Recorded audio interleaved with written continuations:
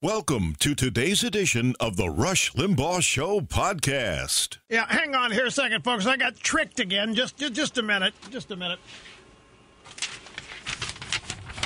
Yeah. I got tricked again. I'm driving in today. And there's nobody on the road. There's nobody out. So what the hell is this? And then I remembered. It's a national holiday and nobody told me. Celebrating the birthday of the Reverend Dr. Martin Luther King today, and nobody told me. Now, some might say you're supposed to know that on your own, and if you admit that you didn't really realize it on your own, they could come in here and take your show away from you. Maybe, but I don't think they'll use that as an excuse. It was a ghost town today driving in, and it's exactly what it was. So I'm here. We're here. The entire EIB network is here. Great to be with you today, folks. We'll take any day we can get. The phone number, if you want to be on the program, 800-282-2882. The email address, lrushbo@eibnet.us. You remember the good old days when Democrats used to just lock down the country and prevented outdoor gatherings, except if you were Antifa or Black Lives Matter? And protesting, you could do whatever you wanted. Remember when they did all that because of COVID? Now the Democrats are banning rallies in Washington and all across the fruited plain because of the Capitol Hill protest last week. And by the way, I'm calling it a protest because I am strictly following the Associated Press and Reuters guidelines, which prohibit their reporters from using the term riot for any Antifa or Black Lives Matter protest. So to stay in compliance, I, too, will refer to what happened as a protest at the Capitol. And that protest is being used for everything. The Capitol Hill protest now being used as an excuse for implementing what the Democrats have long since wanted. It's like banning conservative thought from the internet and the airwaves. Now the Democrats are even using the Capitol protests as their latest excuse for reparations. And you notice that they're also trying to ban they're trying to tell us that there are massive protests planned at all the state capitals on Inauguration Day. And yet their own reporters are saying there aren't any crowds here. In fact, their own reporters are pointing out that there are more journalists at these state capitals than there are protesters or rioters or any of that. But anyway, back to the lockdowns in Washington and elsewhere. And, you know, they're locking down Pluggs' inauguration. They've got armed military. This is the most... It's the most amazing thing to observe happening in our country. All of these Democrats who told us for years that walls do not work are erecting so many walls around themselves. They're erecting walls around the Capitol. They're erecting walls around where Pluggs is going to be installed in his inauguration. There's a new caravan on the way. Have you heard about this? New caravan on the way up from Guatemala. And this is a funny story. A Biden transition official tells migrant caravans now's not the time to come to the U.S. Now, you could have fooled me. I am stunned that Pluggs didn't invite them to the inauguration. What kind of a statement would that be? 1,000 members of the migrant caravan told to come on in.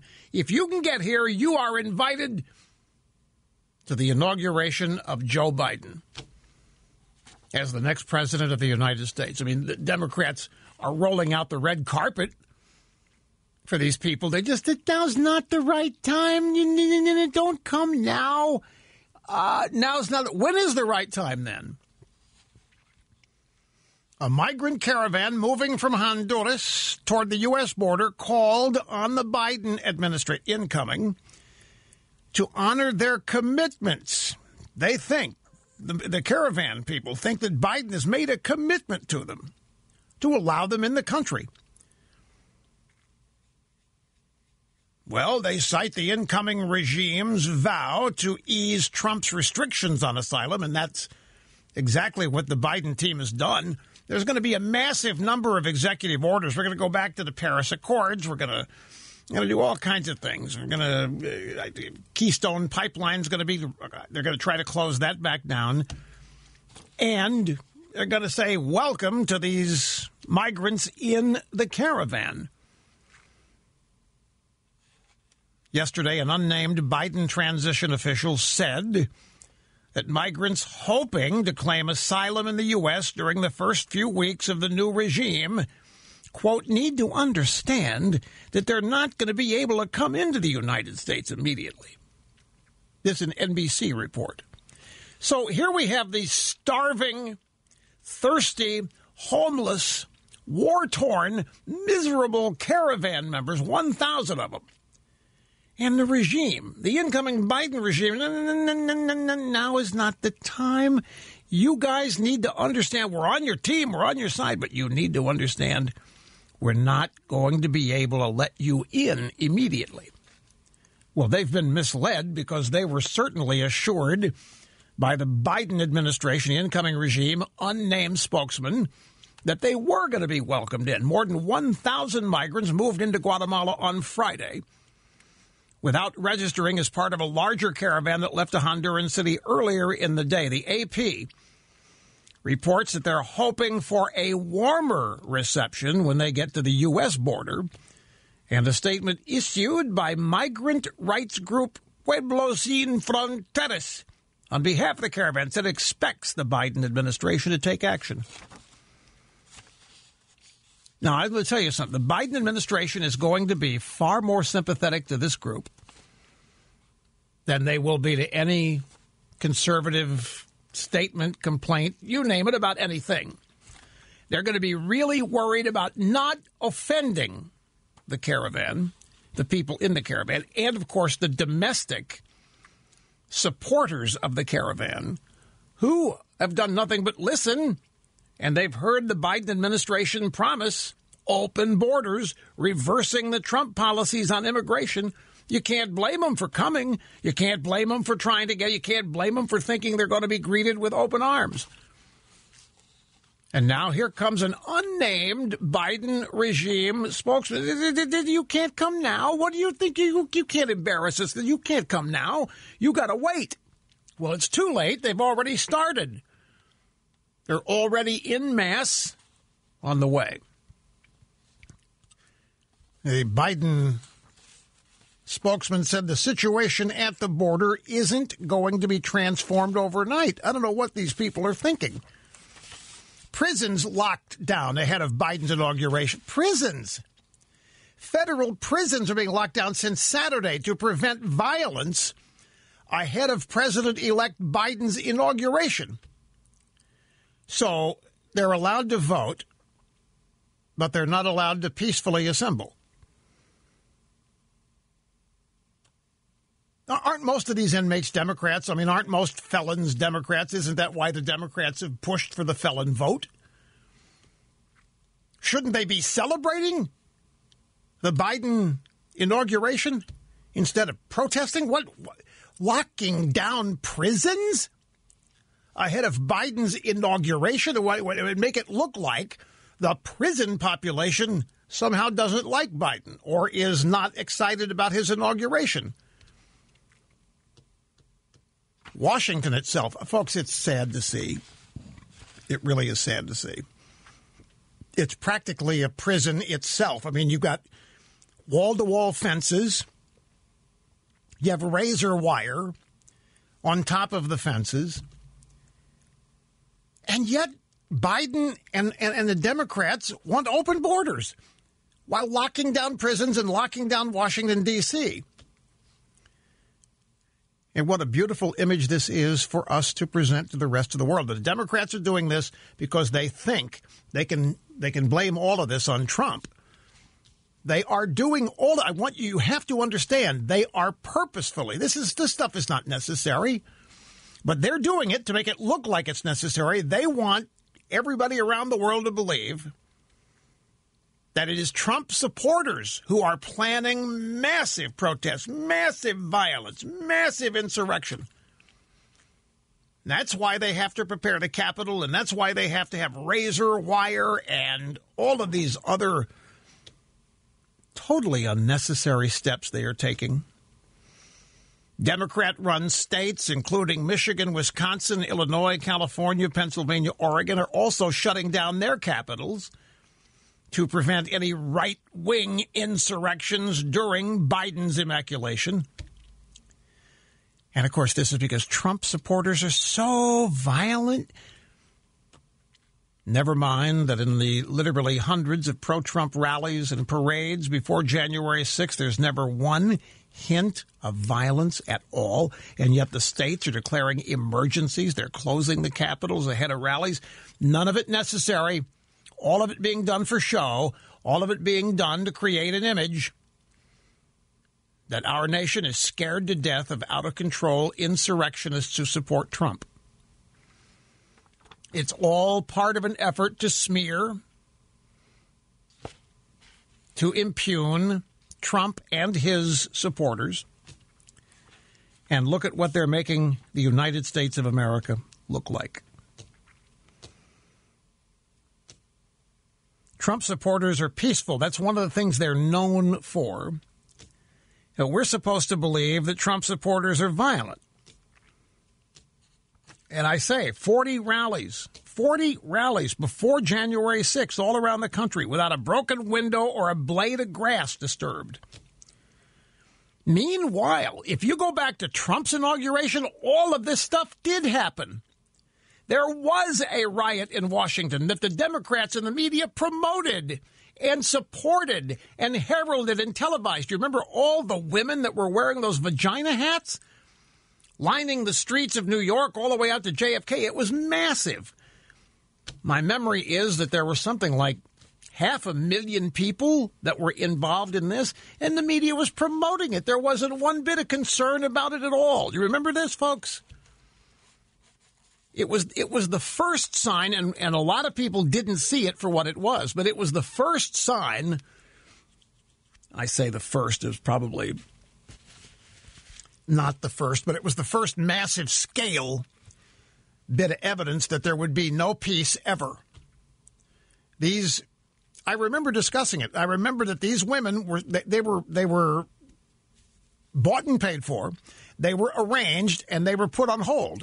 And they were told, you're going to get marching orders. You're going to get an instruction. You're going to get some signal from your handlers that tells you when it's time to get into gear.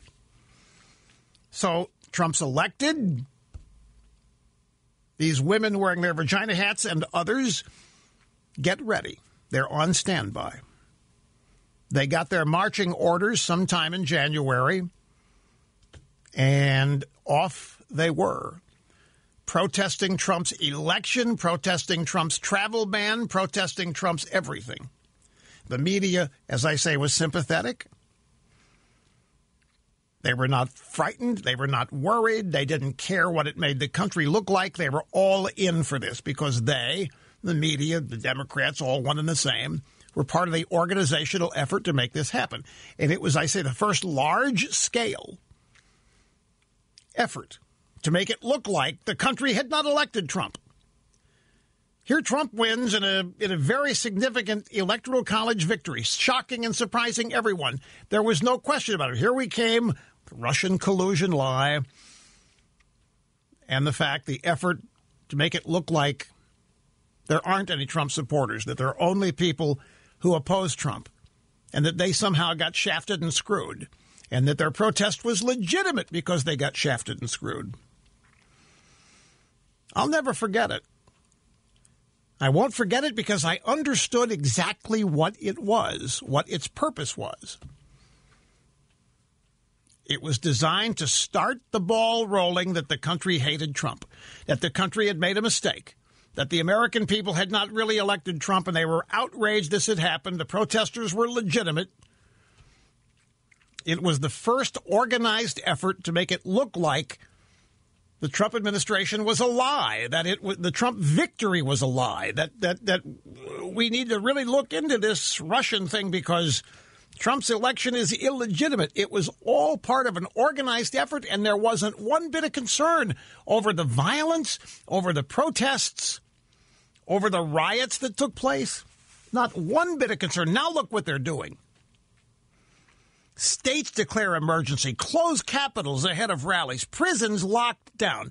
The United States Capitol with razor wire and armed military personnel. All to make it look like the same Trump people in 2016 are still around, still out of control, and pose a mortal threat to the existence of the country. And that mortal threat is being used by the Democrats to limit your freedom and mine in ways they have dreamed of all their lives. We'll have more on this as the program unfolds on the birthday of the Reverend Dr. Martin Luther King Jr.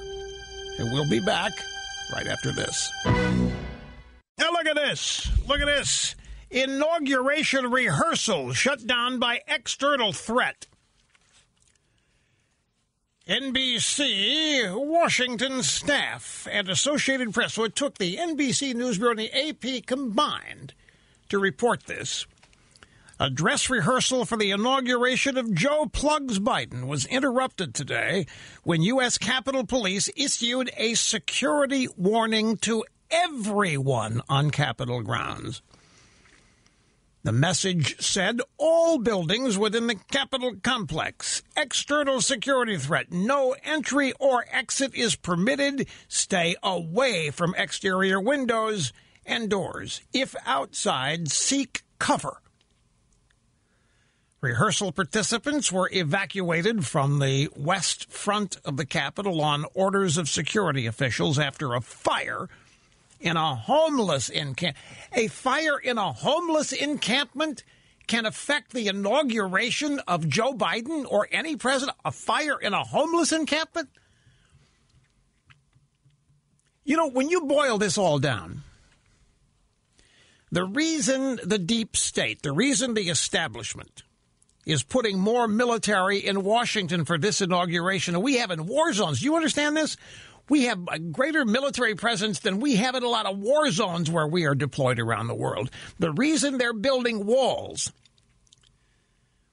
that rival what Trump built on the southern border, the reason the media are ginning up scary stories like this of white supremacists ready to make trouble, they are conveniently forgetting what the left did to Washington in 2017, which I just recanted or reminded you of.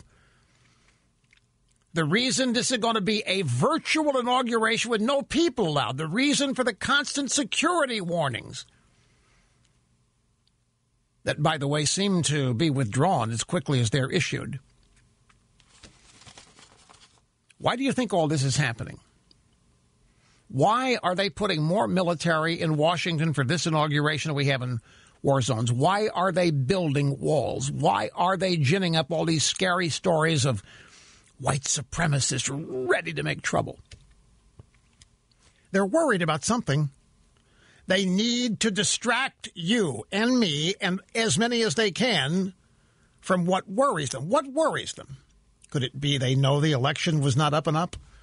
Could they know that people are right to be mad about something? This is not necessary, folks. I think it's largely made up. Back in a moment. That's right, my friends. Meeting and surpassing all audience expectations every day. I am America's real anchorman. I really am. I really do the gig, the job they used to do, if they ever did. When you get right down to it, telephone number, if you want to be on the program, is 800-282-2882. Folks, seriously, to literally surround our nation's capital with armed troops. Oh, you want to know something else? A lot of them are National Guard. There's a poll out today. 90% of National Guard are white people who voted for Trump. And so the National Guard might be part of the insurrection, you see. No, I'm not making this up. This is how they are looking at it. I don't even believe that. This is what they are reporting about it. That many of the armed military are National Guard, and a majority of them are white people. And that, of course, means white supremacy and white privilege. And it means that they support Trump. They could be a secret marching orders group waiting for the go signal. That's what the drive-by media is attempting to convey here. But I digress. To literally surround Washington with armed troops and razor wire to install a Democrat. And the Democrats would have us believe that they are the most appreciated, the most loved, the most adored of all political people in the world. Why would any of this be necessary? Shouldn't the American people be happy? Why, we're going to finally get rid of that mean, rotten to the core Trump. Shouldn't this be a day of celebration? A week? No, stick with me on this. I'm asking rhetorical questions, yes, but shouldn't they be happy? If everything they've told us about Trump is true, and if everything they've told us about public opinion regarding Trump is true, shouldn't there have been an outbreak of celebratory happiness all over our nation's capital? Why, we're going to finally establish what should be the norm, a Democrat in the White House. That ought to be making everybody happy. It ought to make everybody comfortable. It ought to be sending the signal, we're going to fix COVID-19. We're going to fix the vaccine. We're going to deal with all of this stuff. We're going to rebuild the economy. America's going to be great, except we know the Democrats don't support any of that, do they? But this is what they want people to believe, that a Democrat in the White House is the epitome of normalcy. No matter what the Democrat does, there should be an outbreak of celebratory happiness, if you ask me, based on the things that Democrats attempt to make us believe. When Trump was inaugurated, I beg you to remember all those vagina hats? There might have been 1 million of them if you count how many of them were stationed at various places around the whole country. In New York, I think it was close to 500,000.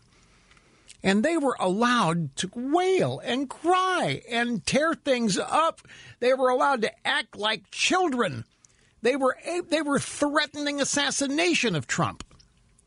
But now there isn't any celebratory happiness with the establishment of the nation's norms, i.e. a Democrat in the White House and a Democrat control of Congress and the Democrats' control of the Senate, the Democrats' control of the judiciary.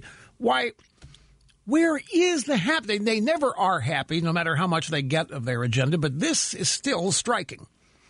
They're terrified of something.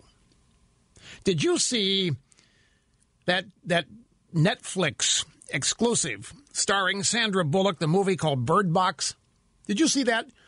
Where if you looked at the monster, you lost your eyesight. So everybody had to wear a mask over their eyes, not their nose and mouth, but over their eyes. Because if you saw the monster, you were killed. You were instant. You weren't killed. You became part of the monster. And so Sandra Bullock and her kids were able to go anywhere they wanted blindfolded. They succeeded going everywhere. I mean, they were able to go down rapids. They were able to go down rivers and all kinds. Nothing happened. It got close a number of times. But they had to put masks on, cover their eyes, in order to keep from being subsumed by the monster.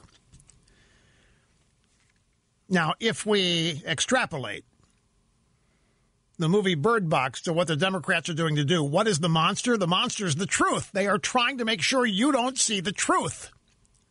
They're desperately trying to cover up what they think is the truth. And what do they think that is? Well, your guess is as good as mine, but I think they're scared to death of this it's not going away belief that the election was not on the up and up. Now, I have heard from a number of different sources. I don't know if the following here is true, and I've debated whether to even mention this because I don't know if it's true. And if it is, then it doesn't say a lot good. But Biden's transition team has revealed, I alluded to this a moment ago, that there's a very real fear that members of the National Guard who support Trump might have ill intentions aimed at Joe Biden during the inauguration. Worried about what the National Guard might do, because they're 90% white people. That means white supremacy and white whatever else. So Biden's transition team is asked, are there ways that we can neuter the members of the Guard? The request was refused. I don't know where it was made. I don't know if any of this actually happened. The fears supposedly started with his Secret Service detail. And I really was reluctant to even mention this, but I think that they want this kind of stuff trickling out there too, folks, to make it look like you and everybody else who had anything to do with voting for Trump or supporting Trump, you're part of the MAGA generation, you're not well. You are not to be trusted. You are to be feared. You are to be spied upon. It's very bad what all of you are capable of. Now, the pandemic, because I think all of this stuff is tied together. The pandemic lockdowns gave the Democrats, quote unquote, permission to impose massive regulations on anything and everything. And that was the moment the dam began to break. Biden's election and the Democrats winning those 2 seats in Georgia broke the dam. There will now be a flood of Biden executive orders shortly after his inauguration. Bills from rabid leftists in Congress will follow. You just watch. Trump's policies triggered the Great Recovery. Biden's will begin the Great Reversal, the Great Decline. And we will no doubt be told again that we are in a decline. We're a nation in decline, and it's a good thing the Democrats are in charge because they know how to manage declines, which could be true. But Democrats have different goals than Trump. The Democrats want and need a dependent, permanent underclass. That's why they're welcoming the caravan, folks. This is not now. Not maybe, wait a couple of weeks. But, you guys can't make a big show of this now. But they want that caravan to get into America. They want it. They're opening arms, and they're going to make sure that open borders becomes the order of the day, because they need a dependent and permanent underclass. They also need to suppress real news and free speech. They need to control narratives in order to control people. But here's the thing. It's about squandering opportunities. In politics, the Democrats are not looking for what has worked well for the American people the past several years. This is where so many people, I think, have gone wrong in this country. So many people believe that the Republicans and Democrats basically have the same objectives, just different ways of going about them. People believe the Democrats think government's necessary in a big and omnipresent way in order for the country to be great. And Republicans, conservatives saying, nope, the exact opposite. The less government, the better. The more grassroots politics, the more entrepreneurism, the more liberty and freedom, the greater the country. Well, we don't share the same objectives. The Democrats do not have the same goals and objectives, just different ways.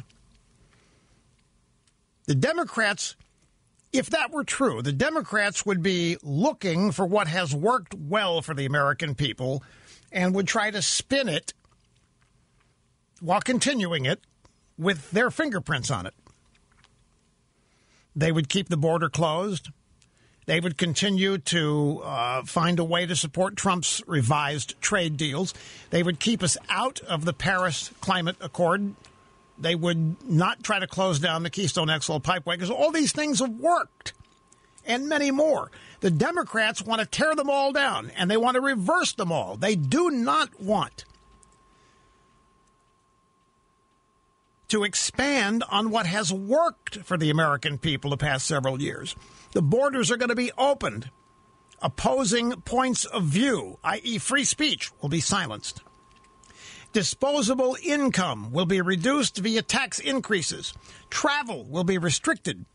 Energy costs are going to skyrocket.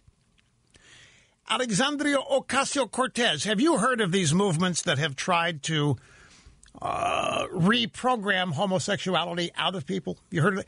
Alexandria Ocasio-Cortez, I'm not making it up, believes that you can reprogram conservatism, that you can psychologically remove it from people who believe it. I don't know. Yeah, we're going to do it in re-education camps, a la Mao Zedong. But yeah, she does believe that these kinds of things can and should happen. AOC proposes funding to deprogram white supremacists. That's what conservatism... Now, my only point here is, and I got to make it quick because I'm on the wrong side of time constraints here, but if they were serious about what they say, they would be trying to find a way to get their fingerprints on these good things that have happened for you and for me. They want to tear them all apart, folks. They want to rip them to shreds. They don't want you to have any memory of the greatness of the Trump economy, Trump trade deals, or any other thing that his fingerprints are all over. And the pandemic is what permitted them to remove all the brakes. The Democrats saw what was possible. Trump's impeachment is needed not just to destroy Trump, but to provide diversions and distractions to cover for what is coming. Got to take a break, as I said. We will be right back. Don't go. Yeah, now a lot of more Democrat leaders, governors, mayors, all this are demanding that the economy reopen. Well, do it. They're only shut down in your states. What do you mean, Democrat leaders demanding the economy? Oh, I get it. It might be Democrat leaders who are not governors or mayors who do live in these blue states who didn't realize all of this was for nothing. Well, maybe not for nothing. They may think it worked, and now it's time to fix it. They defeated Trump, and so now it's time to reopen the economy. But these mayors and governors are taking their sweet time about it. I went back, folks. I wanted to get just to show you what I'm talking about. We went back to a flashback. January 20th, 2017. This is Inauguration Day. I want you to hear this is a World News Tonight report. David Muir is the info guy. He's the anchor.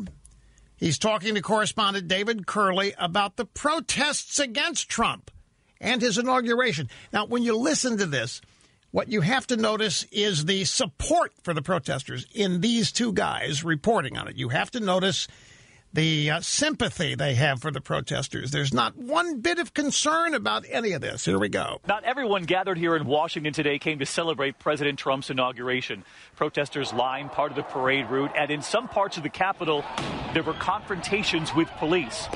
And tomorrow here in Washington, a women's march and demonstrations planned across this country. ABC's David Curley witnessed the protests firsthand. The anger reaching a boiling point in the nation's capital after President Trump took the oath of office. Police in riot gear facing off against the protesters just 6 blocks from the inaugural parade. Do you hear any concern? Do you hear any real worry? Do you hear any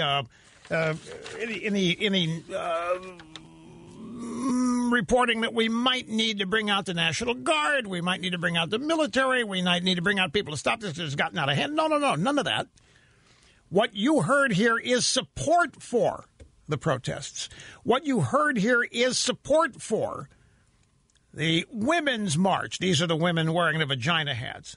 And the demonstrations planned across the country. They were planned. It was just the women waiting for the marching orders, waiting for the go signal.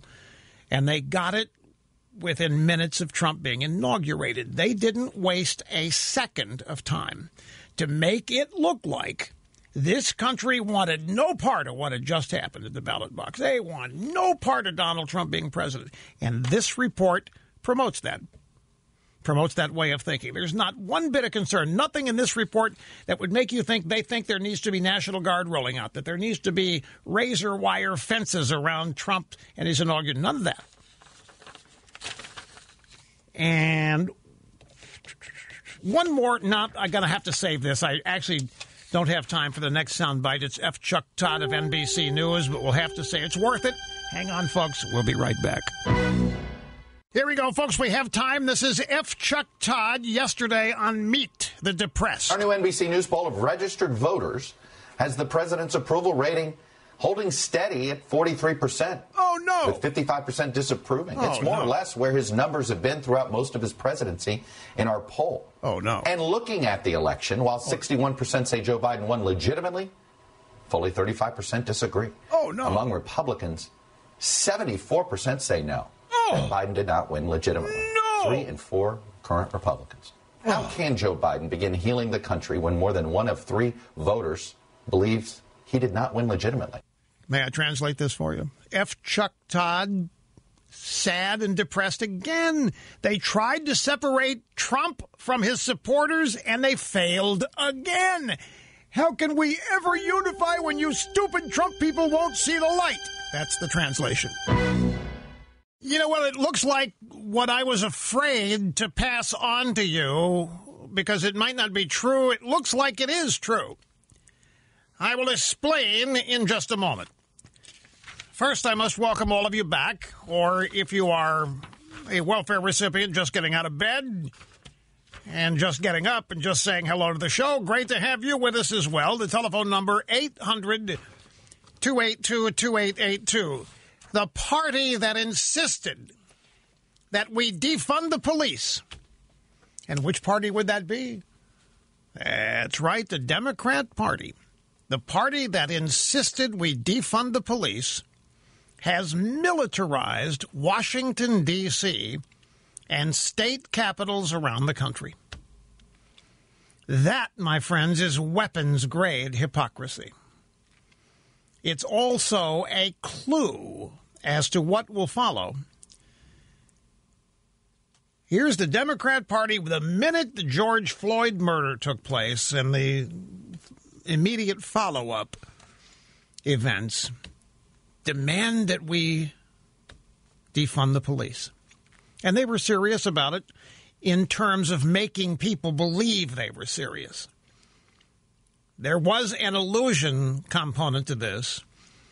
The illusion was to try to convince people they were dead serious about it. And they ran around and they made certain people believe them. Defund the police. Now what are they doing? They're militarizing Washington, D.C. and state capitals around the country. Now, what I had heard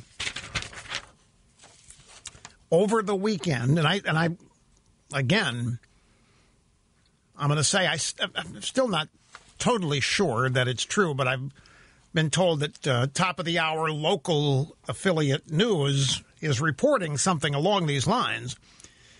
Biden's transition team supposedly has revealed that there is a very real fear that members of the National Guard who support Trump might try to, shall we say, inflict some damage on Biden during the inauguration. So the transition team has asked commanders of the National Guard to take whatever steps they deem necessary to neuter these members of the National Guard. The request supposedly was refused, which ended up fueling the fear of an actual attack. Supposedly, the fears of the transition team started with Biden's Secret Service detail. So they're wanting people to believe that the Secret Service detail still under the command of Trump, that they're still loyal to Trump, and that they're going to do whatever they're going to do here against Plug. This is sick. This is not what the Secret Service does. The Secret Service does not get compromised like this. The very idea the Democrat Party wants you to think this kind of thing is possible is being done for one reason: to make you go along with confiscating as much liberty and freedom as possible. Why, if the Secret Service, you're supposed to realize, if the Secret Service can be compromised like this, then we've got a bigger problem than we knew. And we are going to have to take drastic action to make sure that members of our government are safe and so forth. It's just a phony baloney, plastic banana, good time rock and roller little fear-mongering statement to get people to understand that they might have to give up some freedoms while the people in our government deal with this. The top-of-the-hour news report that I have been told occurred: all 25,000 National Guard in Washington are being vetted as there is fear of an inside threat. So that was on a lot of EIB radio affiliates at the top of the hour news just moments ago. And again, I'm telling you that the reason this stuff is being reported is to get you to fall in with the idea that, well, we need to take drastic action. We need to vet the National Guard. We need to uncover everything we can about these people to find out if there's some kind of secret plan here.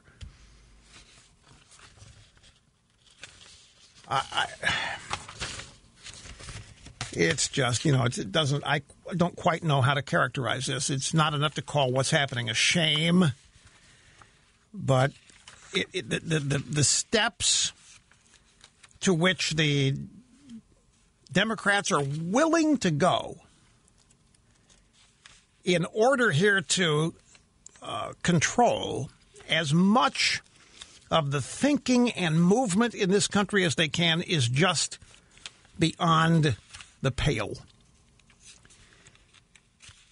But they are dead serious about it. I'm hesitant here because I'm looking for the National Guard story that I know is in my stack here about the fears the Democrats have because of the makeup of the Guard. That's not it. I'll find it as the program unfolds. There's something else I want to pass along to you as well that I uncovered while doing a little bit of work yesterday. There's a guy writing for the UK Guardian. His name is Fintan O'Toole. And I want to read just an excerpt from what he wrote yesterday. This guy's a classic hate-filled radical leftist. If Biden were to write this now, it would read as a heavy-handed political metaphor. He's about to fulfill an ambition that has driven him for half a century by assuming the presidency of the United States. So you see, we're to believe that what is going to happen to Biden, he's going to be inaugurated as president, is a lifelong dream. It's a passion. It is something that Biden has devoted himself to. It's an honorable thing. It's a great thing. Joe Biden is about to accomplish something. This is not true. Biden has never thought this was possible. He ran for the presidency twice because it was the next thing to do. But he has never really believed that he was going to be elected, including this time, I don't believe, unless they advised him on the methods that they were going to employ to secure his election.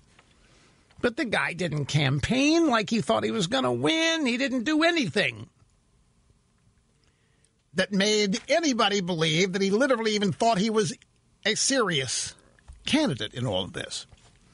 So that's the first thing this guy tried. Fintan O'Toole tries to make us think that Biden is the result of a lifelong dream, which, of course, legitimizes a lifelong passion, something that Biden has devoted his political life to, sacrifice it, blah, blah, blah.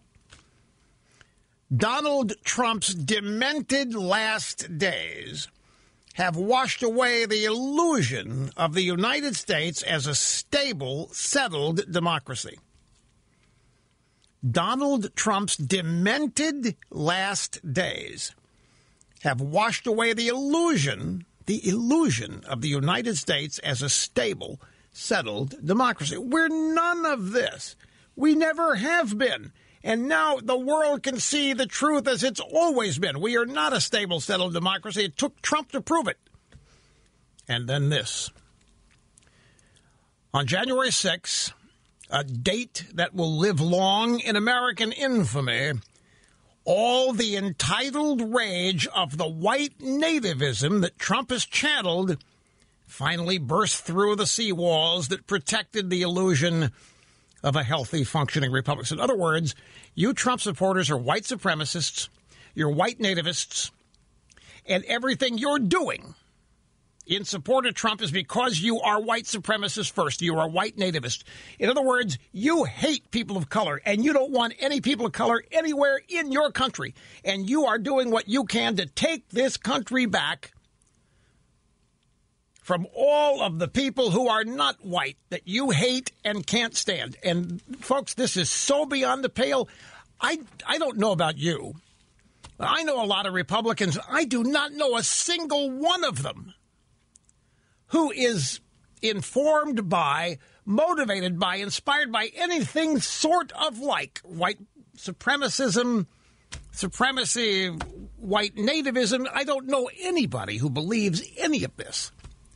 It's made up.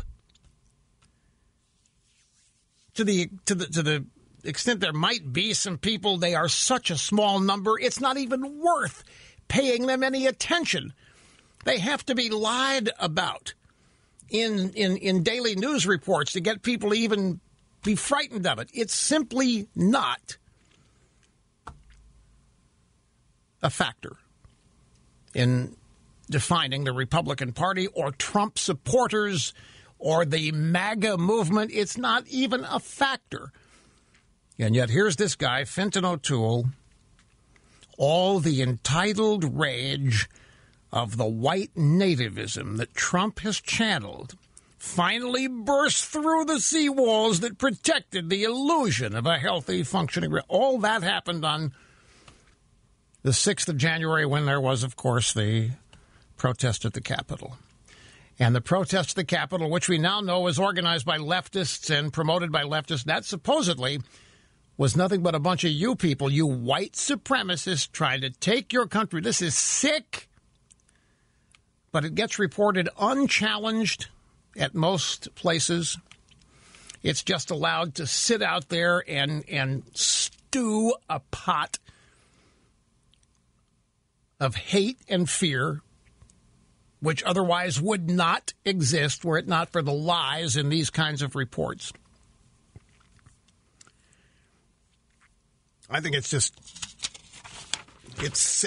It is absolutely sick that there are people who look at traditional American patriots as white supremacists, as white nativists. It's nothing could be further from the truth. Anyway, I'm sorry to sound so irritated by it, but I literally can't pretend that it doesn't bother me. Here's Alexandria Ocasio-Cortez, audio soundbite number 22. This is back on Friday. She had a virtual town hall talking about Trump supporters. There are people who are radicalized right now, and it is going to take a very long time. And it's going to take a long time and a lot of effort to de-radicalize those people. Now, that is not to say that all hope is lost. Oh, good. We probably need to double, triple, quadruple, or increase funding for these de-radicalization programs. We need more money. We need to increase funding. The magic words for every Democrat idea. We need to increase funding. We need to spend more money. We need to be given more money. It's going to take a very long time, a lot of effort to de-radicalize. She's talking about white supremacy here, folks. She's talking about white nativism, the same people that this Fintan O'Toole of the UK Guardian's talking about. This is it's just an abjectly sick bunch of garbage these people are putting out there, and it's designed to scare millennial kids, predominantly millennial women, who have been hijacked and have bought this notion that white America is guilty, that white America needs to pay a price, that white America is white supremacy and white nativism. It's the ultimate playing of the race card. Nothing could be further than from the truth than all this. Let me get started on the phones. I meant to get to phones in the previous hour. Didn't happen, so I'm going to make up for that now. Carolyn in Mayfield, Kentucky. Great to have you. You are up first today. Hello. Hello. Thank you for taking me on the phones today. And you're talking about the fear. As a more conservative person, I find that these people are causing a lot of fear. And the fear is something I'm feeling because I see where the country is going. I see between the media giving the one side, the freedom of speech going out the window, and people are forgetting what actual patriotism is.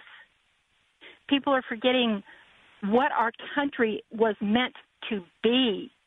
And if the Democrats had worked with President Trump, we would have been in an Wait. Let me correct you on one thing, Carolyn. Okay. They're not forgetting anything. It's taken them 2 generations to get us to this point, and they have done it in the public education system as well as the American higher education system. There has been almost a plodding, patient effort to propagandize young people starting in middle school, or even earlier than that. You could even say back into kindergarten. But there's been an effort to reprogram them into thinking America is a racist hellhole, that it always has been, and that white people present the greatest problem in an ongoing America. And they have succeeded. Millennials today are the first group, generational people, to actually sign on to this in majority numbers. But it's not that people are forgetting anything. They're being taught this, and they're accepting it. They're believing it. I know teachers that are afraid to teach any or even speak to their fellow teachers about any conservative viewpoint because they will lose their jobs. They will get called out on social media. That's right. That's exactly right. That's a form of intimidation to silence people. They've done the same thing with teachers and parents. They've got parents afraid to complain, and this is not new. Parents are afraid to complain about anything being done to their kids in school. They're afraid that their grades will be hijacked, their grades will be damaged, they won't be able to get into college, and so parents are just standing idly by and letting this propagandizing happen because they're deciding that better that than my kid not be able to get an education, which is, of course, counterintuitive, but that's how they look at it. But it's not a nitpick. It's not that people are forgetting anything. It's that they're being lied to, Carolyn. They are being propagandized into believing something totally untrue about their country. And that's something they've been, as I say, plodding patiently toward for 50 years, and it's ongoing. Let's take a brief break. We'll be right back after this. Well, I still haven't found the actual news story that I know is here somewhere, but I did find the next best thing. We have an actual sound bite from Tennessee Democrat Steve Cohen. He was on CNN this morning. Jim Sciutto said to him, okay, we now have the U.S. military running background checks on its own people like it might do in a foreign country with partner forces to see if there are any sympathizers. Now, based on what you've seen, Congressman Cohen, what is your level of concern of an insider threat to President-elect Biden? Well, it certainly raised this morning. You know, I was thinking the Guard is 90-some-odd%, I believe, male. Only about 20% of white males voted for Biden. You got to figure that in the Guard, which is predominantly more conservative, and I see that on my social media, and we know it, they're probably not more than 25% of the people that are there protecting us who voted for Biden. The other 75% are in the class that would be the large class of folks who might want to do something. So it does concern me. Like, this is beyond folks, I don't know how to convey this. He just cavalierly states that it would be easy to understand, easy to believe. The National Guard is secretly running some operation for Trump whose objective is to somehow do something to Biden. Oh, yeah. You know, I was thinking the Guard's 90-some-odd% male. Only about 20% of white males voted for Biden. The Guard's 90% male, white male, and only 20% of white males voted for Biden. Therefore, why the National Guard obviously is set up to wreak havoc against Biden.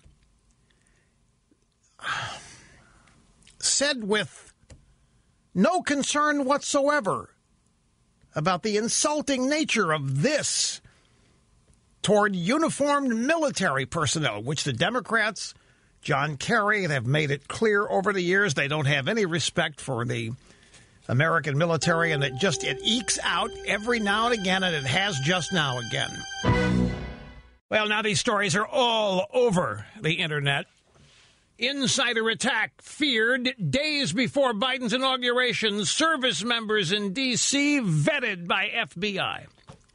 See how easy it is to besmirch, to impugn members of the American military? Oh, yeah, just accuse them of having some evil plot that's going to be hatched on Inauguration Day where the target is Joe Biden. And they just say this cavalierly as though it's easily understandable that the American military is totally capable of this. The National Guard, oh, yeah, not hard to believe this. What a crock. This is a great example of how norms are just being swept aside and replaced by insanity that's made to look like normalcy. It's just beyond the pale what is being done. This program has been a tireless and a for as long as we've been on the air, supporter of the American military, the sacrifices they make. And the fact that they are impugned and ripped to shreds and criticized, people like John Kerry say, well, the only way they can ever get an education is to sign up for the military. They're not very bright. They're not very smart. They can't get into college on their own. And so they need to go join the military where they're going to be paid to go. It just never ends. The Marines in Haditha during the war in Iraq were accused of terrorism. And here is John Kerry, believing the allegation, not even talking to the Marines involved, not even giving them the benefit of the doubt, just jumping in their chili on the basis that somebody made an allegation. It was John Kerry speaking to some students, I think, out on the left coast, who had similar derision comments about the military. But now you are to think it's entirely normal that the National Guard might have been co-opted in a plot, no doubt, hatched by Trump, that has as its ultimate target Joe Biden. And so we now need to vet the Guard.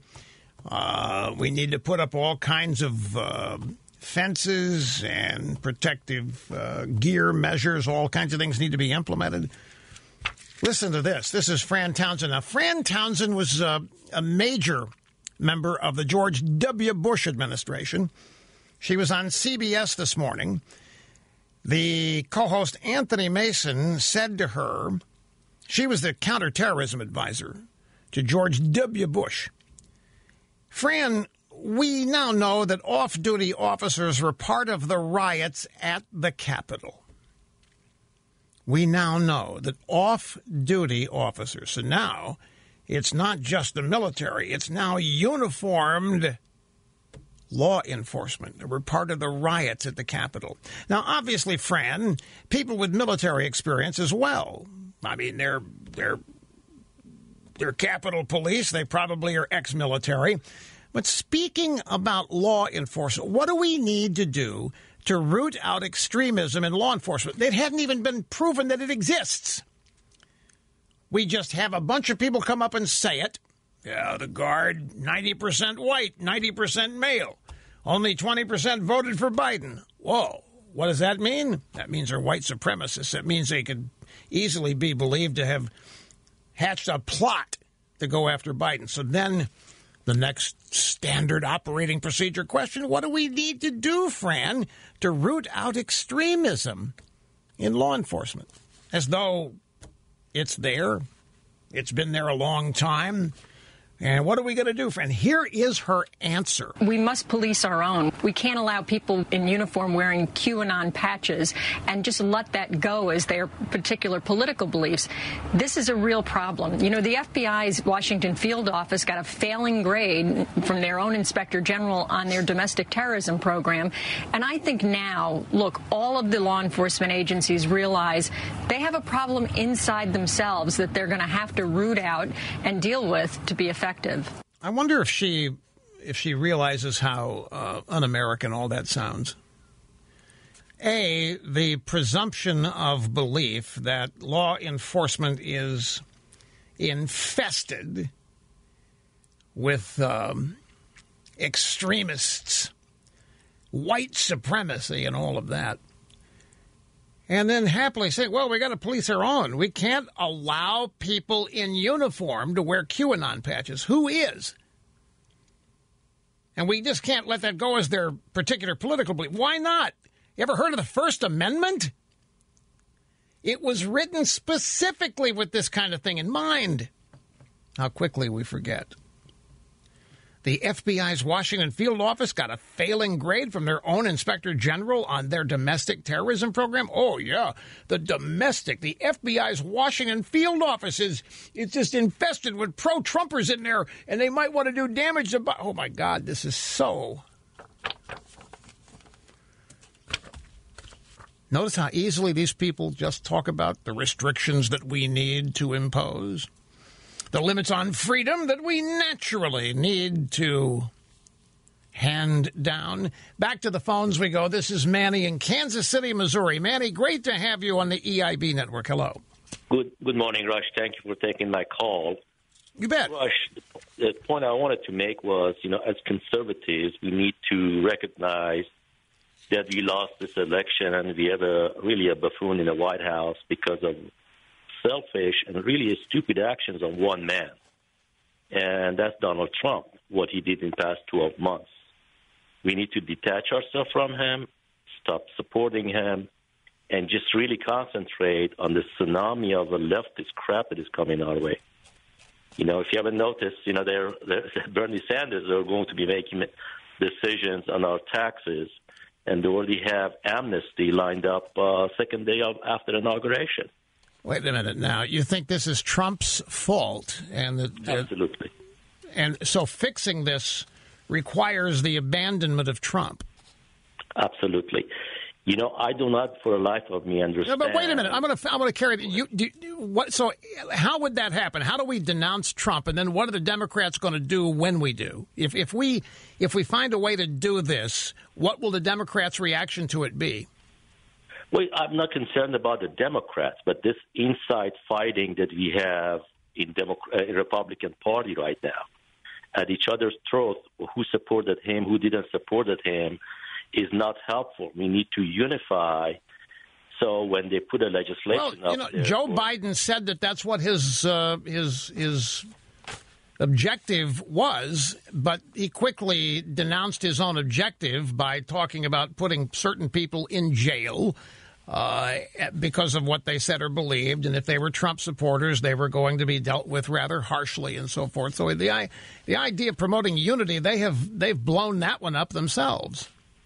Well, the unity on our part is more important than what he says. We need to, just form a line. Then when there is a legislation comes up, everybody's backing everybody else. We are going to the battle as a unified Republican Party and make sure, we defend the filibuster and all of that. And that is the line of defense that we have because of Trump, we lost the Senate as well, and there is nothing between us and amnesty and high taxes than maybe Joe Manchin or John Tester. And we need to show them that, listen, the past is past. We recognize the fact that we lost the election. We need to show who? that we recognize the fact we lost the election. We need to show who. First of all, ourselves first. We need to accept it. And then, when we do that, we're just... All right, I don't doubt your sincerity in all this. I'm not going to challenge your sincerity, but I have to tell you that you have about, 100% of never Trumpers who believe exactly what you're saying, that all of this is Trump's fault and that we owe the nation a gigantic apology. And if we would just do that, then we might be able to stop all this infighting. But it's going to be up to us. And we got to come up with a legitimate way of saying we blew it by supporting Trump. The first thing I have to tell you, Manny, is that's not going to happen. There are 70-plus million people who voted for Trump who are not going to accept the premise that they are responsible for any of this. Not after 4 years of what was the single biggest attempt to destroy a human being in the American political system that I have ever witnessed. I have never seen it motivated like this. I've never seen it mobilized. The American political system was mobilized for 4 years to destroy a single human being and his family and to send a message to anybody else who might have an idea trying what he tried. Don't think about it. I've never seen anything like this. So if we came up with a way to apologize, if we came up with a way to denounce Trump, there is no way we're going to be welcomed into the fold. And who would want to be anyway? Who wants to be given a tacit pat on the back approval from people like Pelosi and Chuck Schumer? Why in the world should we aspire to that? Aspiring to that requires us to accept the notion that we somehow are responsible for this. All we did was vote for a guy because of what he believed in, because he wanted to make America great again. We voted for the guy, and then we saw what they tried to do to destroy him, and we mobilized to do everything we could to defend him. That got us in even bigger trouble. My only point, and I said, don't doubt your sincerity, but doing this along the lines of the way you're suggesting would just make us laughingstocks. It would not stop the Democrats and their efforts to destroy us. It would not slow down their efforts to render us meaningless and powerless. They are not going to stop until we do not present an opposing threat. They're not going to stop. They don't believe in opposition. They don't believe they should have to win a battle of hearts and minds. That's beneath them. They don't believe that they should have to engage in the arena of ideas and win and persuade people. That's not the way they roll. What is what they say. What happens is what they order and mandate. And if you don't go along with it, too bad. They're not going to lose sleep over it. There's nothing you can do. They don't care whether you're with them or not. The idea that somehow we can stop this disunity and the strife and all this by taking the blame on our own shoulders, acknowledging it, and then apologizing for it would be to make the mistake that Washington Republicans have been making my whole life. There's a whole bunch of them, Manny, that have been trying to do exactly what you suggest. And has it gotten them any more respect? Has it gotten them any more approval? Has it done anything other than make them losers with honor? No, it hasn't. Greetings and welcome back. It's great to have you, Rush Limbaugh, the cutting edge of societal evolution, the EIB network, where I am a household name in all four corners of the world. It's interesting. We have the last call, Manny from Kansas City, who says it's up to us to understand that Donald Trump manifestly was a disaster, particularly the last 12 months. It was an utter disaster. We got to denounce Trump as soon as we can, and only then will we be prepared to meet the other side in a phase of unity. And, of course, I responded accordingly. But I have here in my formerly nicotine-stained fingers a piece from the American Greatness website by Ned Ryan, R-Y-U-N, if you're going to try to find it. And its title is A Time to Fight. A party is what people say it is. And the people who say what it is run and win primaries. They show up at conventions and they run for precinct chair. No more whining. Time for work. So this is kind of a throwback piece. It's patently obvious what the purpose of parties is, but he very systematically says it's time to restate what the purpose of a party is, and the time to whine and complain is over. Let me share with you some pull quotes. But a word to the America First base, the MAGA bunch. It's one thing to air your grievances. Go for it, but realize that time has passed long ago. It's time you get to work. A party is what people say it is. And the people who say what it is run and win primaries. They show up at conventions. They run for precinct chair. So stop complaining about how the Republican Party has abused and abandoned you. Stop talking and get to work. No more rallies, no more moaning and groaning. It's time to fight.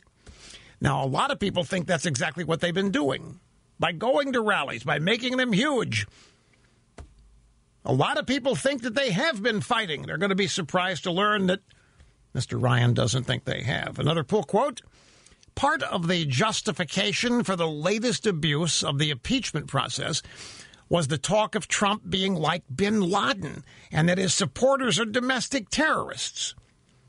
Now, this should have made it very clear that the Democrats' idea of unity is submission and conformity to their ideas, their radical ideas, not compromise or return to sanity and reason.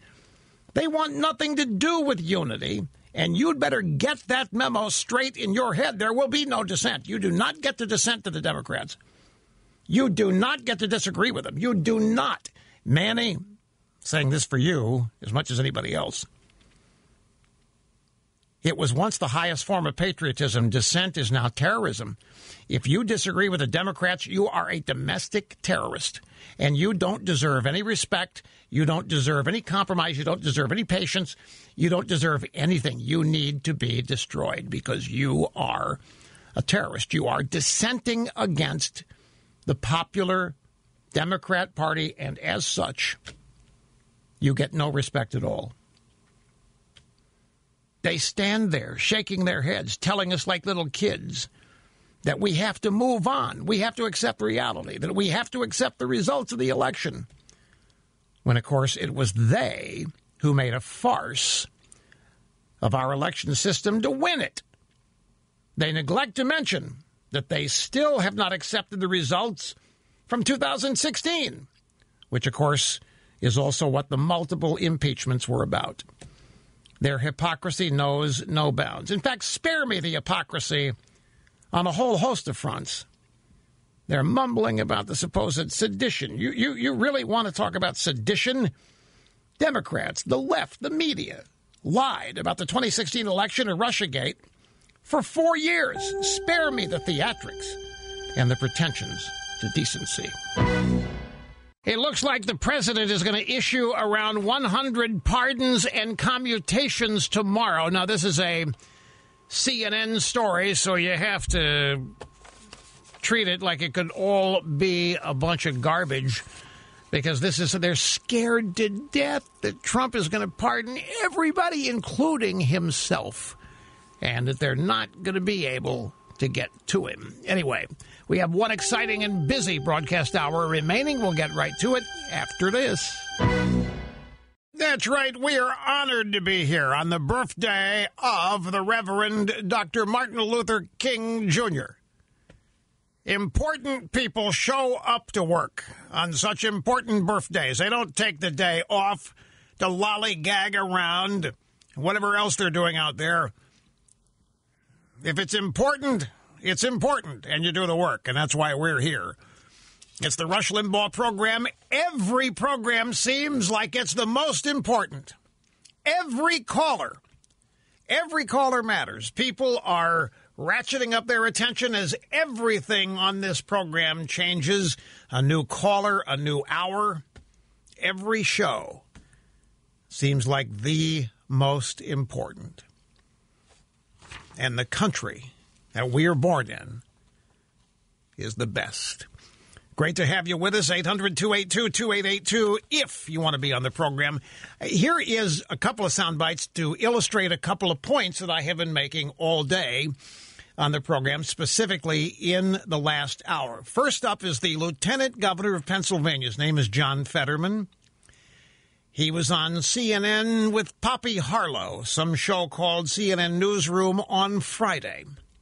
She had a question for him. She said, Mr. Lieutenant Governor, it sounds like you don't think Twitter made the right decision by taking the president off the platform. Is that right? Saying that Pennsylvania was rigged or that we were trying to steal the election, unquote. That's a lie. And that you do not have the right. That is not protected speech. The second those tweets went up, they should have been deleted. That's not deplatforming someone. It's deleting lies that are yelling fire in a crowded theater when there is none. And there's a difference. That is not protected speech. No one, Republican, Democrat, whatever, has the right to say those kind of incendiary lies. Who gets to call them lies? Who is this magnificent personage sitting somewhere who gets to proclaim that whatever Trump said about Pennsylvania is lies?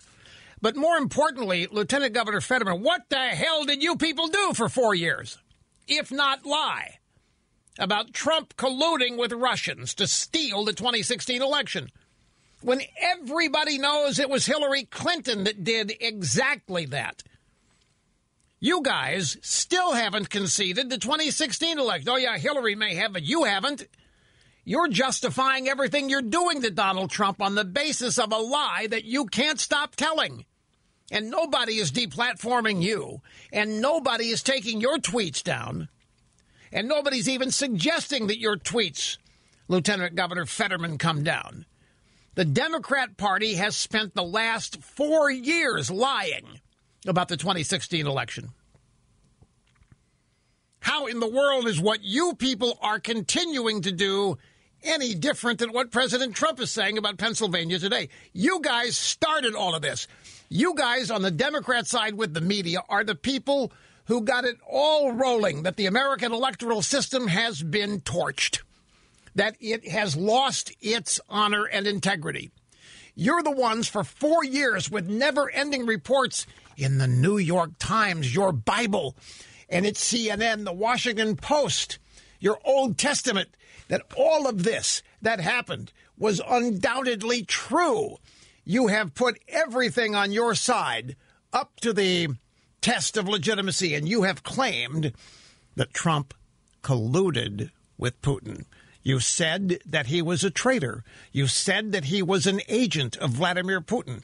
You said, and you never had a scintilla of evidence. Mr. Lieutenant Governor, the Mueller report came up with a flat-out nothing. There was no need for the Mueller report. There was never any evidence that Trump had done anything. So Donald Trump, for a couple of weeks or a month, talks about how Pennsylvania may have been compromised. And you think somebody is sitting up on high determining that's a lie. And for that, Donald Trump needs to have those tweets taken down. But nobody is suggesting that any of your lies be taken down. Nobody's even suggesting that what you guys said for 4 years is lies, except people like me. But you don't have any evidence. And nobody made a move to shut you down. Nobody made a move to deplatform you. Nobody made a move to take your so-called offending tweets down. What did you say here? You saying Pennsylvania was rigged or that we were trying to steal the election? That's a lie. What did you say about Donald Trump for 4 years and counting? Lieutenant Governor Fetterman? You don't have that right. It's not protected speech. What protected you for 4 years?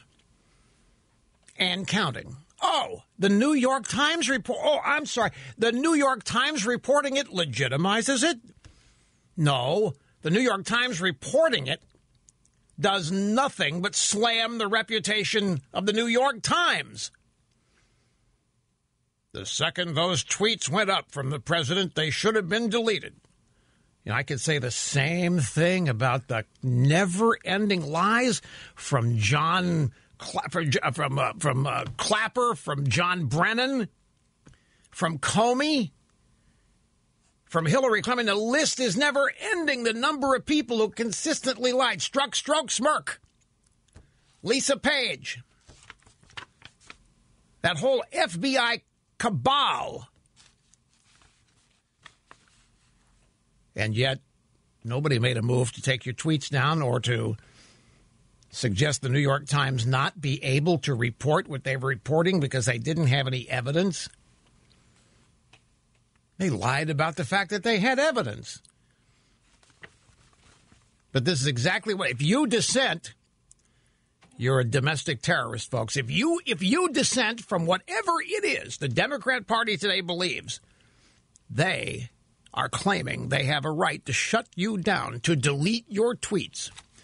Now, the lieutenant governor here of Pennsylvania, Mr. Fetterman, he stopped short of suggesting that Trump be deplatformed. He didn't agree with Rasputin Jack and his decision to take Trump off of Twitter. But we have somebody who does. Yes, you can always count on Democrats to give you what you want. Sunday morning, CNN's reliable sources, our old buddy Little Brian Stelter has a guest. Stanford University professor and former chief security officer at Facebook, Alex Stamos. Question from Little Brian to Alex Stamos. Will there ever be a solution to this information crisis that has been perpetuated, in my view, by platforms like Facebook as well as Twitter and others? Will there ever be a solution to the information crisis? There needs to be an intentional work by the social media companies collaborating together to work on violent extremism in the same way they worked on ISIS. We have to turn down the capability of these conservative influencers to reach these huge audiences. There are people on YouTube, for example, that have a larger audience than daytime CNN. And so it's up to the Facebooks and YouTubes in particular to think about whether or not they want to be effectively cable networks for disinformation. And then we're going to have to figure out the OANN and Newsmax problem, that these companies have freedom of speech, but I'm not sure we need Verizon, AT&T, Comcast, and such to be bringing them into tens of millions of homes. Well, isn't that comforting? Why, look at this. OANN and Newsweek, Newsmax, the OANN and Newsmax problem. What's that? Well, these companies have freedom of speech. Yeah, have to begrudge and grant them that. But I'm not sure we need Verizon, AT&T, and Comcast to be bringing them into tens of millions. What's the difference?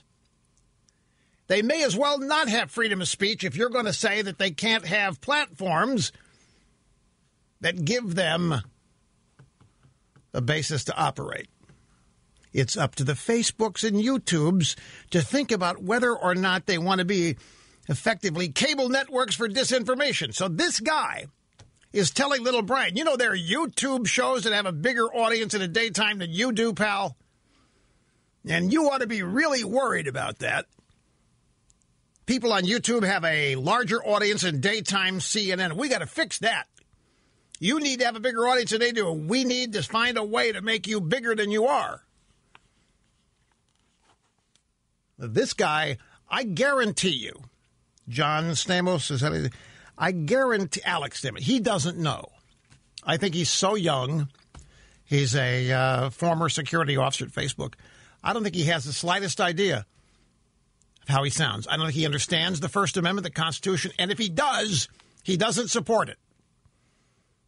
I'm not trying to give him the benefit of the doubt. I guess it sounds like I am. He either doesn't understand the Constitution or just doesn't support it or believe in it. It's got to be one of the two. Because he does think these conservative groups, he says, look, it's up to the Facebooks and YouTubes to think about whether or not they want to be effective cable networks for disinformation. That's what conservatism is, you see. Disinformation. We have got to turn down the capability of these conservative influencers to reach these huge audiences. They may as well be talking about me and radio stations, and they'll get there eventually. Right now, we're flying under the radar because these people They don't know what AM radio is, so they don't feel threatened by it. When they figure it out, they're going to be saying the same thing to our EIB affiliates that they're now saying to Verizon, AT&T, and Comcast. Well, I mean, Rush Limbaugh is the biggest audience of anybody in radio, and you've got to do something about that. That's out of control conservatism. We can't let you do this. Yeah, that's where we're headed, and some people were already there. We start on the phones this hour with Murray in Livermore, Colorado. Great to have you, Murray. I'm glad you waited. How are you doing? No, thank you. Bucket list done. Talking to the greatest broadcaster in American history. Well, thank you. I appreciate that, Murray. Thank you very much. I really do appreciate that. I don't take those compliments lightly at all. I really do appreciate it. Thank you. And free radio is where it's at. I'm calling you today as a broken-hearted free American. And I did note this morning when I got up, it was Martin Luther King Jr.'s holiday and birthday. And I lament the fact that it's hard to find anybody, let alone to acknowledge it, but to play any of his God on talent on loan from God speeches, which did more for America and eliminating racism than any man in the history of our country, other than Abraham Lincoln and General Grant. But I am really brokenhearted that, Morgan Freeman, like you, put his finger on it. The only reason that racism exists in America is because people like the Democratic Party and all of these demagogues keep talking about it. The black actor Morgan Freeman put his hand on it. The interviewer couldn't believe it. And all we can do as brokenhearted Americans is call each other and say, I think the only solution is to keep on praying for Donald Trump and Darryl Strawberry and all of the great Christian men and women who have supported this great country throughout the generations. What is it that the Reverend Dr. Martin Luther King said that you don't think people remember or understand or got in the first place? Well, his whole basis was, as a Christian pastor and minister, legitimate, was that he derived his inspiration from God and was not afraid nor ashamed, nor did he depart from that example. That is taboo in the leftist society. Anybody that gets their inspiration and tries to use their platform from God and references thereof does not gain any credibility. They want to put it down. That's our only hope, is what Dr. King was promoting and doing by example. Well, I have to agree with you. Dr. King, one of his most famous passages was that he hoped that his kids someday would grow up in a country where and I'm paraphrasing, the content of their character was the single greatest determining factor about the kind of people they were rather than the color of their skin. Now, Dr. King, and I have no problem saying this at all, Dr. King would not recognize the modern iteration of the Democrat Party. He did believe in nonviolence, and he might have had a political motivation now and then of throwing down the race card, but that was not who he was. It was not the defining thing about Dr. King. And so much is being done in his name that he never supported. I think he would be shocked, probably is. But it's kind of like saying this to JFK. JFK would not be welcomed into the Democrat Party today. JFK believed in tax cuts, for example, and a whole lot of other conservative economic principles.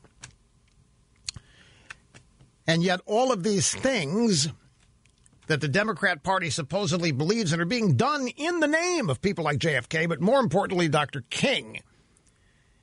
And I'm telling you, Dr. King would not recognize the Democrat Party today. And I have no compunction saying that he wouldn't want any part of it, or a large part of it. Grab soundbite number 20. Since famous athletes were mentioned in this call, you got to hear this. Last Thursday night, TNT inside the NBA, they're talking about the impact of COVID-19, the pandemic, on the NBA season. And here's what Charles Barkley and Kenny Smith had to say about it. 300 million shots, giving 1,000 to some NBA players, NFL players, hockey players. Listen, as much taxes as these players pay, let me repeat that. As much taxes as these players pay, they deserve some preferential treatment. For life and death? Yes. The amount of money you make. No, I said taxes. I didn't say the amount of money you make. Well, that's on taxes. That's I'm saying the amount of taxes these guys pay. No. We can't go there. I don't think you could go there. You can't go there, but Chuck went there, Kenny. Chuck went there. Chuck said that these athletes are paying so much in taxes they need to be given the vaccine first, that they are deserving of it. They are deserving of preferential treatment because of the taxes they pay. Unbelievable. Back in a moment. I think we got time to sneak in one more call of the EIB network because every call matters on this program. Here's David in Clearwater, Florida. Hello. Hi, Rush. Listen, what an honor it is to speak with you, and our prayers are with you every day. Thank you, sir. My wife and I are both vets, and we never thought we'd see the day that there'd be 25,000 armed troops in D.C. with razor wire, unless it was to repel a foreign enemy. Yeah, it's unreal. Whose authority are they there? I thought the Joint Chiefs said that they weren't going to get involved in the political process. Aren't protests part of the political process? Yeah. And I just don't get it. And some of the things you were talking about while I was on hold, what's next? Political litmus test for law enforcement or military service? In U.S. News and World Report is saying that they're going to be armed and authorized lethal force. Well, understand that what is behind all this, and they've leaked this out, they have done this on purpose, that supposedly the National Guard is loyal to Trump, and there may be a plot that is aimed at harming the president-elect here, and that this is why they're going to be vetted. This is why we may have to disarm them, take away their ammo, for example. This is one of the proposals that was actually shot down, but the Democrats simply want people to think that because Trump is involved, this kind of thing is necessary because it's possible. It's all made up. It's a crock. It's a gigantic insult to uniformed military personnel, which the Democrats are known for. Absolutely, and I, I don't know. I'm stunned. I'm like you. I'm speechless too. The dregs and the depths to which they will go in order to somehow make some kind of political point is just, it's obscene. This stuff is obscene. Hi, how are you? Welcome back. Rush Limbaugh, final half hour of the busy broadcast today. You know, what are these people afraid of? I think I know, but wait till you hear this. There's a printout here. Get this. This just reported in the Independent UK. That's the UK independent newspaper in Britain. Hundreds of writers and book agents have signed a joint letter. Hundreds now. Writers and agents have signed a joint letter demanding that publishing industry bans any Donald Trump memoir. More than 250 people signed it, say there should be no book deals for an administration that caged children and encouraged a coup. Now, folks, look, I'm finding it necessary to be very serious for much of the program. And it's not a strange place. Don't misunderstand. No, it's not. And what I mean by it, so many people are calling, and they're opening their calls by acknowledging that they are praying. Their families are praying for me and my family over my medical circumstances. And I want everybody to know that I sincerely appreciate it when every caller does it, and I'm not trying to send a signal to any of you on the phones not to do it. Don't misunderstand. But I don't want to ever sound like it's just expected that I would say thank you. I want my gratitude to be understood to be entirely, profoundly serious and deeply appreciated. And just saying thank you very much when people say that they're praying, I have a little concern that it might not sound as sincere as I interpret it and feel it. It's incredible to me.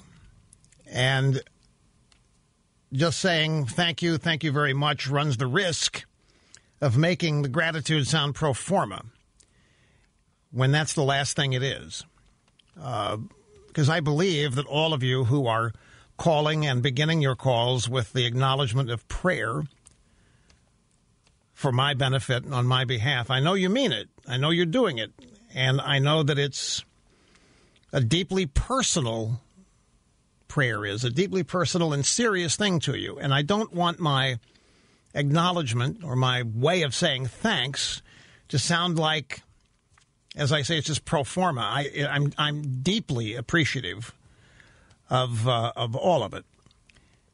And just like this, hundreds of writers and book agents signed joint letter demanding the publishing industry ban the Trump memoir because the 250 signatories say there should be no book deals for an administration that caged children. That didn't happen. This is a very serious thing. That did not happen. Donald Trump didn't cage any kids.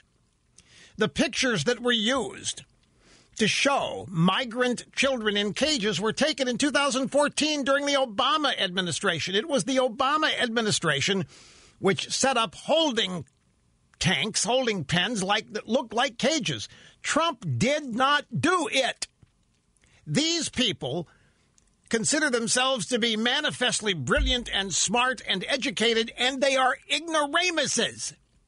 They haven't the slightest idea what they're talking about. And if they do, if they're knowingly lying, it makes them even worse. Encouraged a coup? When did Trump encourage a coup? Trump was the victim of a coup. A 4-year coup that was started by his own administration. The Obama administration cooked it all up before Trump had even taken the oath of office. They tried to undermine his campaign. Then they tried to undermine his transition period. And then they tried and are still trying to undermine his presidency. 4 years and counting. They are the authors of a coup. They are the people who did everything they could with no evidence whatsoever to ruin Donald Trump, to ruin his life, to ruin his career, to ruin his reputation, to ruin his family. I'll tell you something, folks. I had a sense of foreboding on the night before Trump's inauguration. He looked like a man alone to me. He was with his family. They had a specific celebration planned, and they did it. They executed it. And it included one of my all-time favorite patriotic songs, the Battle Hymn of the Republic. And I thought, I would have played, if I were being inaugurated president tomorrow, I would make sure this song was played at any celebration surrounding my inauguration. I thought it was uncanny that Trump had chosen this. He and his entire family were seated outside. I think it was the Lincoln Memorial where this song was played.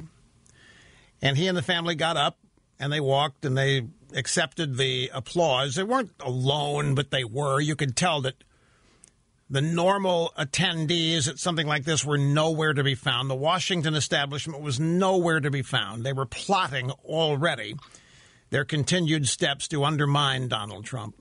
And I keep reminding everybody, Donald Trump didn't need to do any of this. Do you understand? I know you do. You understand the profundity that this is? He didn't need any of this. He lived what anybody would have called a great life. He was wealthy. He had everything he wanted at his fingertips. He was a media star. He was a television personality and star. He was a real estate magnate. He had everything in the world. He did not need any grief in his life, particularly at, age 70? But he did it. And he knowingly did it because his campaign was 2 years, 2015 to 2016. He knew what he was in store for, and he could have figured out a way to lose this. He could, well, maybe he couldn't have. I mean, the Access Hollywood tape and some of the other things that he survived, no other politician in history would have, but he did. But, folks, he didn't need any of this. He didn't. Look at where he is. They are not stopping until they literally destroy his life and the lives of his kids, his family. They're not going to stop. Why? They ran whatever game they ran. They defeated him in 2020.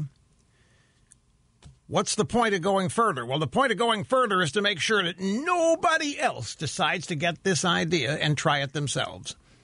Because this is what awaits you. If you run against the Washington establishment and you think that you can beat them, this is what awaits you. Total human annihilation and destruction. You, your family, and whoever. We don't care. We will ruin you. And still he fought back against it all. He didn't need any of it. To me, this is proof positive that he believed in every aspect of his agenda.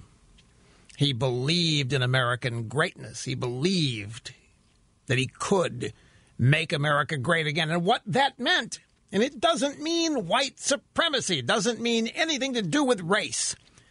It has to do with making America the greatest damn country on the face of the earth for everybody who lives here. Make America Great Again features no discrimination on the basis of race, religion, because it's all in the Constitution, and we cherish and believe the Constitution. But he didn't need any of this. I think that is the single greatest point that can be made. Some people say, well, Rush, you seek this kind of office, you got to expect this kind of... Maybe so. I'm just telling you, 99% of us folks, we could not put up with this. We wouldn't have been able to deal with this for 2 weeks, much less 4 years and counting. But Donald Trump never checked out. He never got afraid, never said, sorry, gang, I can't keep this up. He never abandoned anybody.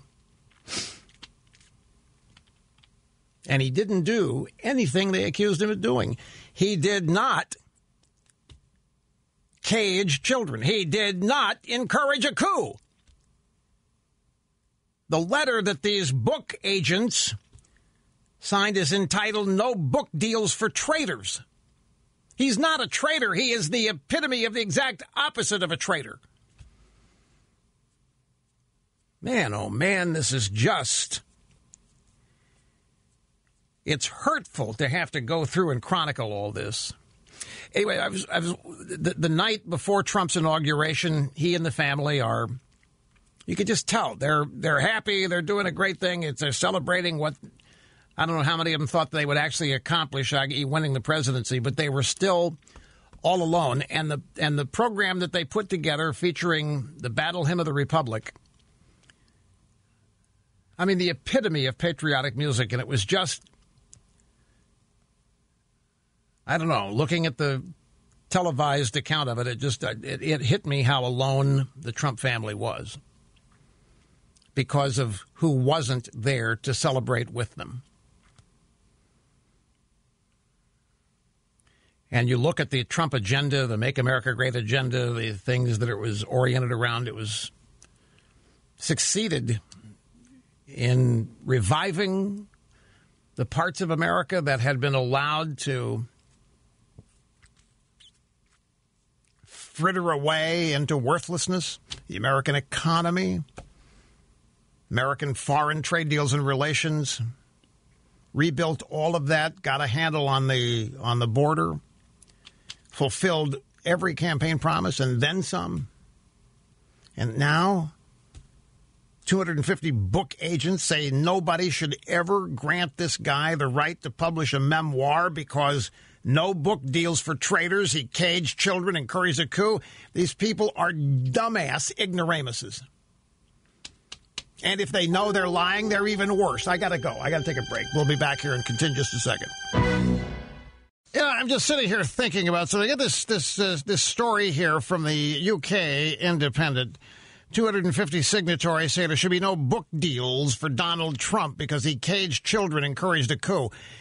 It's fine, however, for the president who sat around and let 4 people get killed at our embassy in Benghazi, write a book every 3 months and get paid millions to do television shows on Netflix. That would be Barack Hussein Obama. That's perfectly fine. You want to talk about caging kids? It was Obama's administration that did that. You want to talk about Benghazi and 4 people who died because they would not bother to be defended? And you got to throw Hillary Clinton on this pile of rot as well because she was right there doing nothing about it. And she gets to write as many books as she damn well pleases. And they pay her more than would ever be generated by actual sales of those books because nobody buys her books other than unions. We're making prearranged block purchases, block purchases for the hell of it. Hey, did anybody? I don't know. I have to ask now. Did anybody watch the NFL game, the Chiefs and you didn't watch it? Well, there was a moment in the game, the Chiefs and the Cleveland Browns. They were the early game on Sunday. Patrick Mahomes, the quarterback of the Chiefs, was knocked out of the game because of a concussion. Okay, it's football. It happens. Well, guess what? Mahomes' mom has spoken up, and she's not happy that the guy who caused the concussion of the Browns was not thrown out of the game. This is a line that has now been crossed. The mother of a star player. I just wonder how this is going to go. I think she's going to be celebrated. She's going to be applauded. She's going to be... Yeah. No, I don't care. It doesn't matter to me. I'm not articulating an opinion on it. I'm just sharing what happened. I'm not aware of a player's mother criticizing another player for injuring her son in the course of it. It may have happened. I don't know. Here is James in Edison, New Jersey. Great to have you on the program. Hello. Okay, thank you. And I'd just like to comment a couple comments on what happened on January 6th in the morning. And since I've been listening, I have my son and all his friends, they're all homeschooling, and they found you live streaming. So they're all listening in a room, listening to me speak to you. They do have your books. I hope they read them. Or if they haven't yet, maybe, guys, you can read them. So they've been listening to you for part of their homeschooling day. Well, I appreciate that. I really do. That's cool. Well, you can buy kids' books and... Let me jump forward here because I'm the pro and you're the amateur in this arrangement. I mistakenly misread the clock. I'm down to 15 seconds left, and what James is calling about here is what happened on January 6th. He's very worried of the long-term stain that this is going to put on the Republican Party, on us. And he wants to know where the movement is going as a result of this. He doesn't think that there's anything good in this. And, James, I'm going to answer this on tomorrow's program. I'll make myself a reminder and a note. I'm glad you called. Thank you very, very much. We'll have a little go package for you. Get his particulars. Yeah, I blew that with the last caller. I thought I had a minute longer than I had. I misread the clock.